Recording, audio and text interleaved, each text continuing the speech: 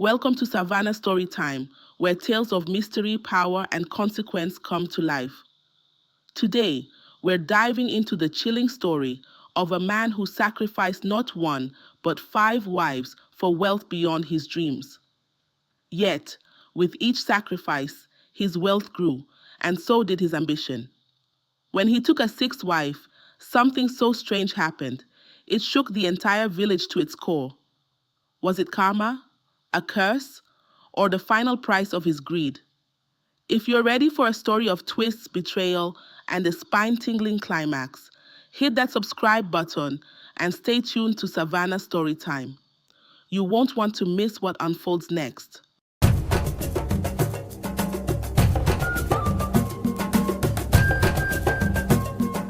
In the heart of Amaola, as the evening sun dipped behind the rolling hills, the villagers gathered under the ancient Iroko tree.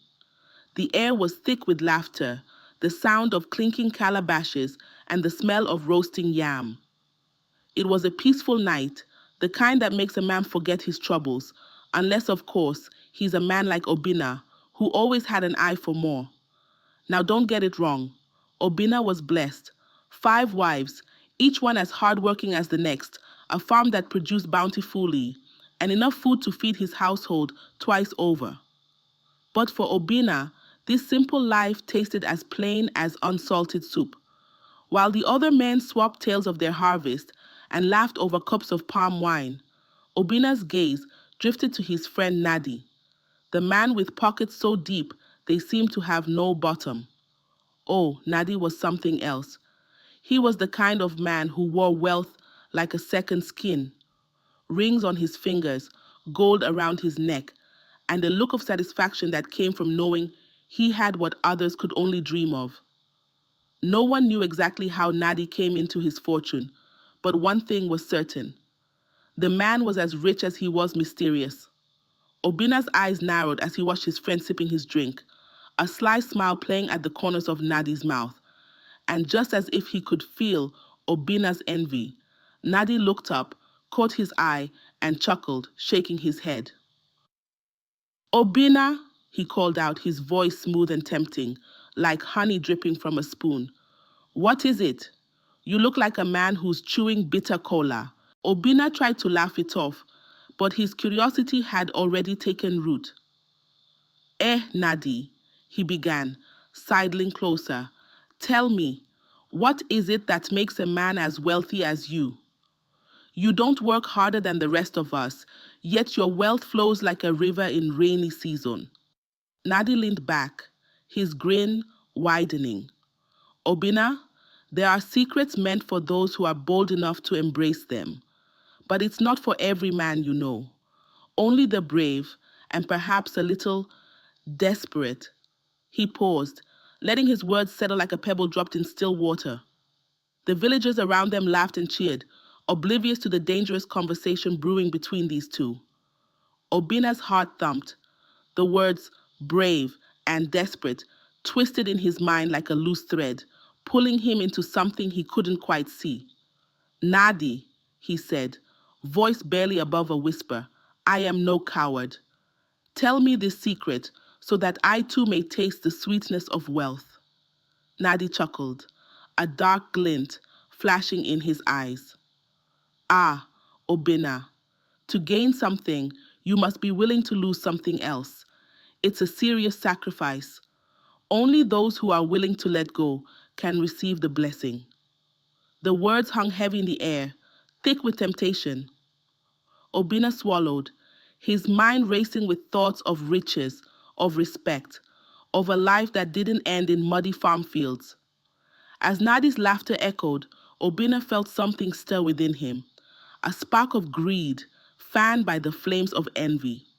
On that dark, silent night in Amaola, the air inside Obina's small room was thick, charged with an unnatural energy. There he sat, hunched over a calabash, fingers trembling as he muttered the words Nadi had taught him. His eyes darted around the room, as if expecting some ghostly figure to jump out of the shadows and slap him for even thinking of this madness. Obina was no stranger to village customs, but this was a ritual meant for desperate men, men with nothing to lose. Yet here he was, clutching a calabash with the focus of a man possessed, repeating the eerie words under his breath. Nadi had warned him. The path to wealth was not paved with ordinary stones. It was a road that demanded a sacrifice. But did he really believe in all of this? Or was he just indulging in the fantasy Nadi had so skillfully painted? Obina shook off the douse.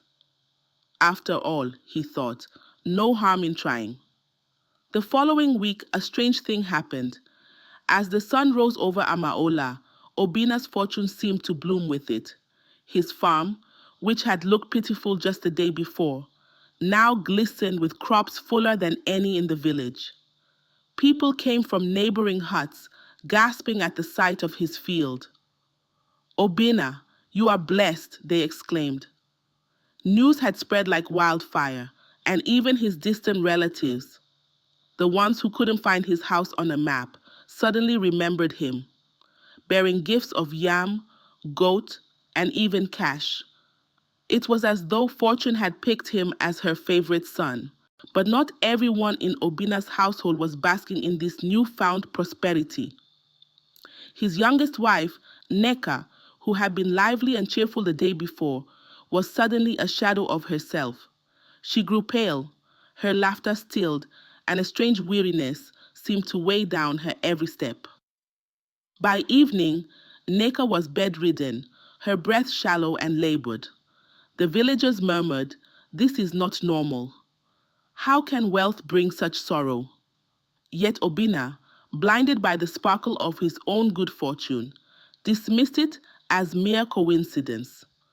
Neka was probably just tired, he assured himself, refusing to see the warning signs written in the lines of her frail face. He piled blankets on her, muttered a quick prayer, and returned to counting his growing riches. After all, how could a man who had just found wealth be cursed? But fate has a funny way of revealing herself. Just as his crop swelled and his pockets jingled, Neka's strength faded. By nightfall she was gone, leaving Obina staring at her still form, a cold pang in his chest. For a fleeting moment, he wondered if Nadi's warning was more than just words whispered over palm wine. Could it be that his wealth came at a cost far greater than he was willing to pay? He banished the thought with a shake of his head, clinging to the belief that this was all coincidence. But the tiny seed of doubt had taken root, ready to bloom in the fertile soil of his ambition. And so he mourned Neka, not as a husband, with a beloved wife, but with the detached sorrow of a man too enthralled by gold to see the blood staining his hands. In the quiet corners of Amaola, tales of fortune had always been whispered like secrets between children. But there was one man whose life had turned into the loudest, most twisted tale of all, Obina. You see, while his pockets had begun jingling with coins from some mysterious blessing, his house felt emptier and colder with each passing month. His once boisterous home, filled with laughter and the warmth of his wives, was now a haunting echo of mourning and silence. And strangely, the richer Obina grew, the fewer faces there were to celebrate with him. It continued with Amaka. One day she was there, bustling around the house, and the next she was gone, taken by a mysterious illness that no village healer could cure. Finally, gripped by a rare flicker of guilt, or perhaps simply fearing for his own survival, Obina stormed over to Nadi's compound, demanding answers. "My friend," he stammered, the weight of his action catching up to him. "Why do I keep losing them? Why does this wealth come and go, leaving me emptier each time?" Nadi, who always seemed to know more than he let on, leaned back and regarded Obina with an amused look. "Ah, Obina, haven't you learned by now? Wealth isn't free. The spirits demand their price." But seeing the desperation in his friend's eyes, Nadi offered a solution. "There is one way," he said, lowering his voice as if sharing a final secret. One last sacrifice, and the wealth will be yours forever. No more rituals, no more losses. The promise dangled before Obina like forbidden fruit. One last sacrifice, he repeated, nodding to himself, already calculating the riches he could hold on to without ever looking back. And so, with a heart hardened by greed, Obina marched home, ready to give whatever it took, blind to the fact that he had already sacrificed two of his precious wives. This time, Chinelo was the one who suffered. A second mysterious illness struck, and Chinelo, once the lively spirit of his home, was gone before anyone could even begin to understand. And again, as if mocking him, the wealth returned in grand fashion, doubling his harvests. Soon after, the wealth faded just as quickly as it had come. Nadi had lied to him, and here comes another confrontation. Nadi confessed that his own rituals only took 3 of his wives, but maybe, just maybe the gods wants to test his loyalty by demanding more. He convinces him, reminding him how his wives have never given birth, and with money flowing like the river, he can get any woman of his choice. Obina's hands itched for more.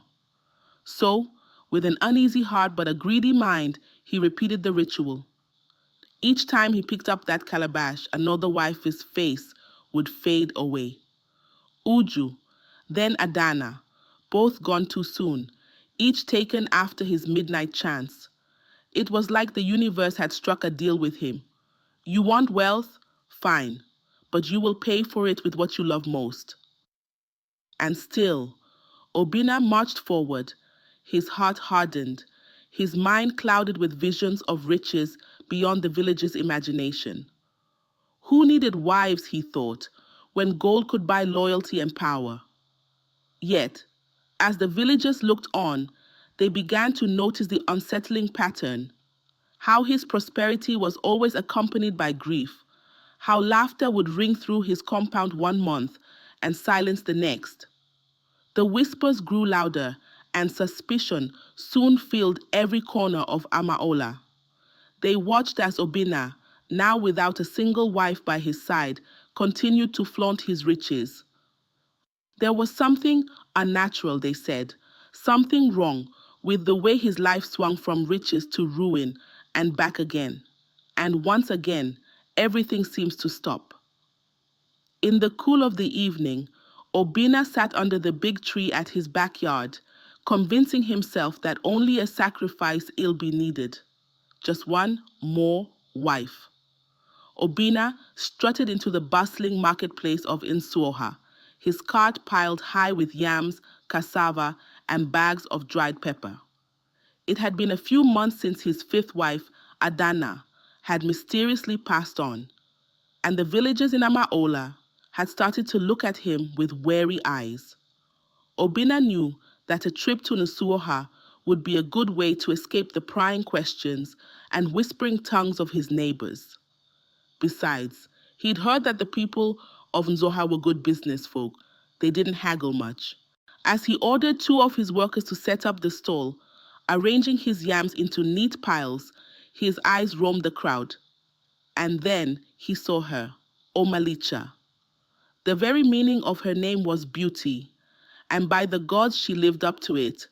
Tall and graceful, with skin the color of ripe cocoa, and a smile that could make a thunderstorm retreat. She was no ordinary village girl. There was something about the way she held herself, confident, fearless, like a river flowing through stubborn rocks. Obina's heart did a little somersault, not out of love. He wasn't much for romance, but out of pure admiration. Here was a woman who looked like she could bring good fortune, the kind of fortune that didn't require endless chanting over a calabash at night. So, he did what any wealthy, freshly single man would do. He puffed up his chest, dusted off his wrapper, and sauntered over to her stall. "Ah, good afternoon, dear," he began, a little too eagerly. What brings such a fine woman like you to the marketplace? I don't believe I've seen beauty like yours anywhere, not even in Amaola. Omalicha raised an eyebrow and sized him up in one sweeping glance. She had heard of Amaola, of course, and knew the villagers there had a reputation for being wealthy, but, well, strange. Obina didn't exactly scream eligible bachelor, but he had a confidence about him that piqued her curiosity. Obina, sensing her interest, leaned in and asked her name. Afterwards, he began weaving tales of his success and wealth, careful to skip over the fine print of how he'd acquired it. You see, I'm a man who's done well for himself, he boasted, gesturing toward his car of produce. And I'm looking for a woman who can stand by me as I build an empire. A woman as strong and beautiful as you, Omalicha. The flattery worked, but it wasn't just Obina's words that charmed her. She had grown up in a family of idol worshippers, people who believed in the power of ancestral spirits and the whispers of the gods.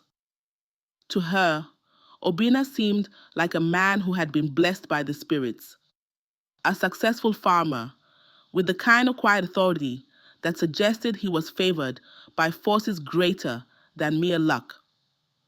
When Obina finally proposed, Omalicha's family hardly hesitated without much questions. Our daughter, married to a wealthy man from Amaola? Her father's chest swelled with pride. As for her mother, she saw this as nothing short of divine blessing. They accepted the proposal eagerly, envisioning a life of comfort and security for Omalicha. Obina felt the thrill of success once again. But behind that gleaming smile, he was already counting on a fresh start, one that didn't involve the bothersome guilt of his past deeds. His secrets, he thought, were well buried back in Amaola, hidden as deep as the roots of the Iroko tree. And so, with a veil of charm and wealth, Obina convinced the family of Nsoha's finest to let him marry their daughter. For the first time in a long while, he felt the excitement of a new beginning.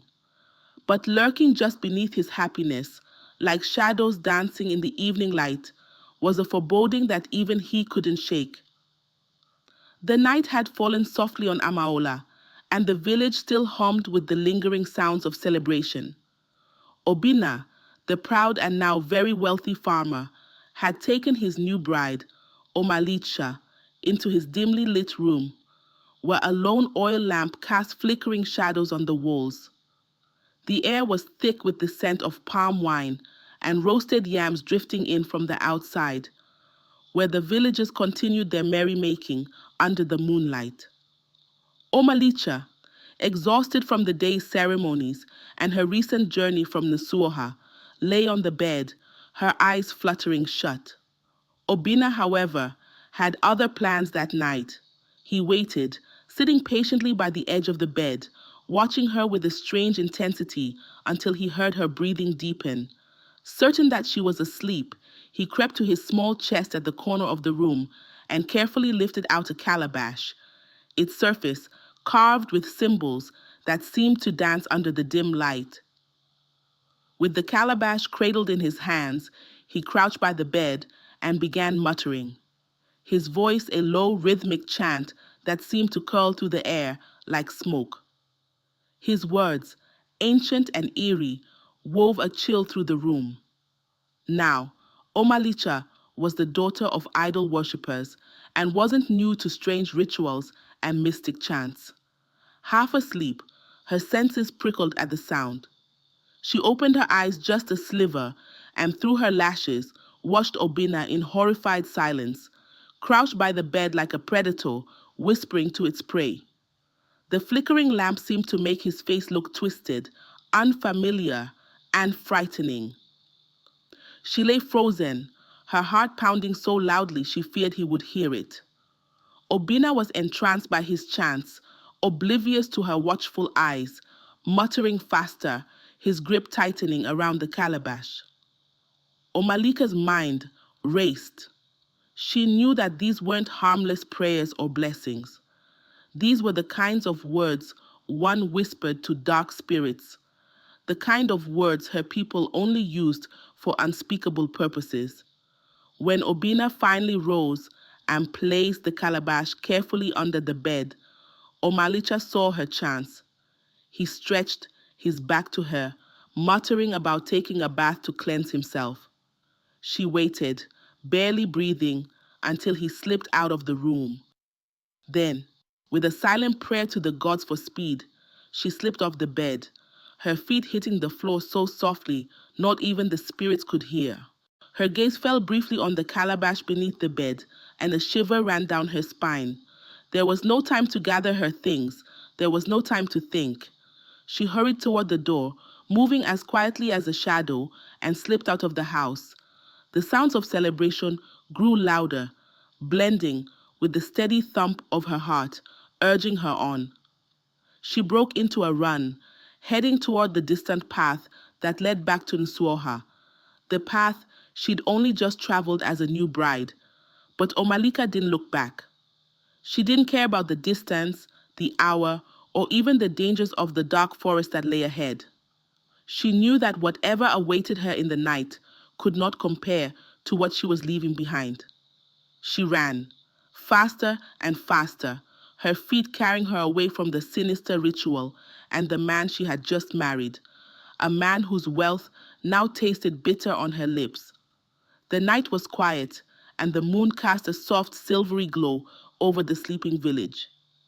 Somewhere in that stillness, Obina was finishing his bath, feeling a strange sense of satisfaction.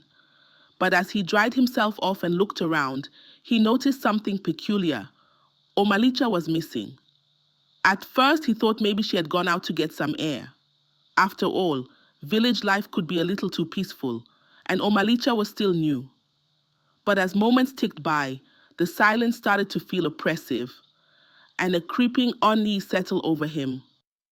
Obina snapped his fingers, summoning his servants. "Search the compound," he ordered, trying to keep his voice steady, even as his heart began to race. The servants, half asleep and bewildered, stumbled into the darkness, looking under bushes, around corners, even under the trees. Yet, Omalicha was nowhere to be found. That uneasy feeling in Obina's chest grew into a pulsing dread, each heartbeat louder than the last. Where could she have gone in the dead of night? As luck would have it, or perhaps misfortune, Nadi, who was still celebrating, noticed the commotion. With a slight swagger in his step, he approached Obina, curious about the nighttime spectacle. "My friend," Nadi began, a sly smile on his face, "why do you look like you've seen a ghost?" Obina grabbed him, panic evident in his eyes. "It's Omalicha. She's gone." Nadi raised an eyebrow, his smile fading. "Gone? Gone where?" he asked, though a knowing gleam appeared in his eyes as he leaned closer. "Obina, have you performed the ritual?" Obina hesitated, his face pale. I only did the incantation," he stammered, barely able to meet Nadi's gaze. A shadow passed over Nadi's face as he muttered urgently, "You fool! The ritual is incomplete without consummation. If you don't complete it, madness awaits you." His voice dropped to a near whisper. "You must find her, and fast." Obina's heart hammered wildly as Nadi's words sank in. Madness? The spirits would unleash madness on him if he didn't complete the ritual? In a desperate frenzy, he burst out into the village streets, his voice ringing out into the night air. "Help! Please! My wife is missing!" His cries echoed through the quiet village, rousing the sleeping villagers one by one. Faces emerged from dark doorways, each looking at Obina with bewilderment and curiosity. And there he was, Obina, the wealthy man with that powerful voice and tear-streaked face, pleading with them to help him find his bride. "I have lost the love of my life," he cried, hands gripping his chest as if he would die of heartbreak right there. The villagers, moved by his passionate words and touched by his tears, murmured among themselves, marveling at how deeply he must have loved this new wife. "To cry like this for a woman!" one of them whispered, nodding in admiration. "Ah, this man's heart is truly soft," another murmured, impressed by Obina's display of affection. Without a second thought, the villagers sprang into action, scouring every inch of Amaola.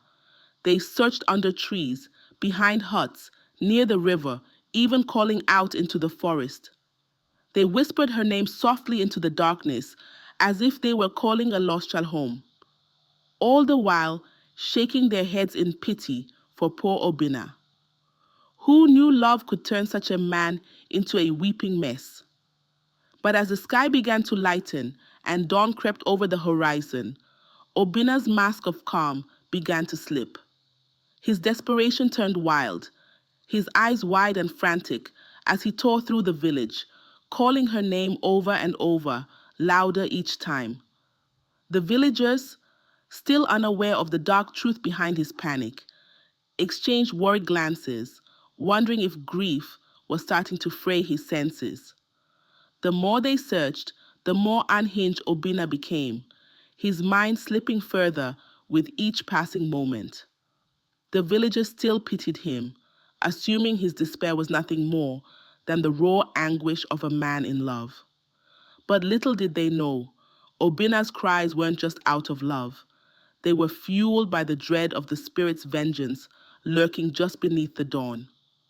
The first rays of dawn peeked over Amaola, painting the village square in soft gold, a beautiful sight that masked the dread soon to unfold. The villagers, still groggy from Obina's frantic cries during the night, had gathered to help him, each thinking they'd witness a tale of undying love. After all, what kind of man would turn the whole village upside down, shouting and wailing if not for true love? Beside, imagine the wives he had lost. It must be too hard for him. But Obina was not a man in love.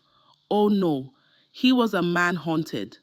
Standing at the center of the square, eyes wild, hair disheveled, and lips trembling, he seemed more a ghost than a man. His chest heaved, his gaze darting from one face to another, as if he were trying to remember something, or perhaps trying to forget.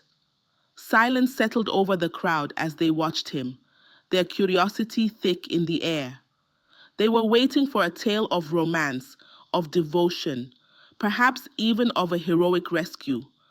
But what Obina said next gripped their hearts in a vice of horror. "I did it. I sacrificed them," he muttered, his voice barely a whisper, as if he were afraid the spirits would hear him. Then, louder, "I sacrificed my wives, all 5 of them, for wealth, for riches, for things that have turned to dust in my hands." The villagers exchanged bewildered glances, unsure if they'd heard him correctly. But Obina's confession was only beginning, his words pouring out like a river in flood, unstoppable and relentless. "Each time I placed that cursed calabash under my bed," he continued, his voice cracking, "I thought I was securing my future. Neka, Amaka, Chinelo. One by one they left me. But I told myself it was coincidence, that fate had chosen to favor me. I convinced myself I deserved it." His laugh was hollow, an echo of a man who had seen too much and understood too little. Mouths dropped open, and some villagers covered their children's ears, but no one could look away. Horror, shock, and disgust flickered across their faces as the realization sank in. Obina had not been blessed. He had been cursed by his own greed. And now, standing before them, he was unraveling, bit by bit, like a frayed piece of cloth that had been pulled too hard for too long. His voice rose, louder and more frantic, with each word, his confession tumbling out in broken fragments. "And when I lost Adana, My last wife, I thought I could start fresh. I thought with Omalicha, I could have it all: wealth, love, a clear conscience. He laughed again, a bitter sound that sent chills down every spine in the square. One by one, the villagers took a step back. Some muttered prayers, others clutched their children close, and a few crossed themselves as if to ward off any evil that might have clung to him. They had come to hear a story of love and devotion, but they were leaving with a warning, a cautionary tale that would haunt their sleep and linger in their hearts. Obina fell to his knees, grasping handfuls of dirt as if trying to anchor himself. To stop the madness that was now clawing its way to the surface, his voice dropped to a whisper, barely audible but dripping with regret. I have nothing, nothing left. The wealth, gone. My wives, gone. My mind, slipping. The villagers turned away, unable to bear the sight of him any longer. The man they had once known as ambitious, even charming, was now a shell. A madman consumed by greed, haunted by the spirits of his 5 wives, who would surely never forgive him. In Nusuoha, Omalicha sat quietly in her family compound, grateful for her narrow escape. She often wondered what would have happened if she hadn't run the moment she heard those strange chants. Her family shook their heads, half in disbelief and half in relief, and murmured blessings to their gods for sparing their daughter after hearing the news of Obinna's strange madness. Meanwhile, back in Amaola, the whispers of Obinna's fate floated through Amaola like smoke from a dying fire, drifting into every ear, every household, until no one could deny the tragic comedy of it all. The man who once strutted through the village like a peacock, weighed down with gold and pride, was now Amaola's new madman. If you saw him today, you'd hardly believe he was the same man who had once flaunted his wives and wealth with such unyielding arrogance. So, Amola settled back into its peaceful rhythm, and when new strangers came asking about the rich man who once lived there, the villagers would point at Obina in the distance, wandering with his vacant gaze. They'd smile and say, "There is no wealth worth losing yourself for. Take it from our dear friend Obina, the man who traded his soul for gold and ended up with nothing but dust." In the end, his story became a lesson to all, a lesson that, no matter how tempting, some prices are simply too high to pay. And, as the villagers would often chuckle, a rich man who cannot sleep peacefully is no better than the poorest beggar on the street.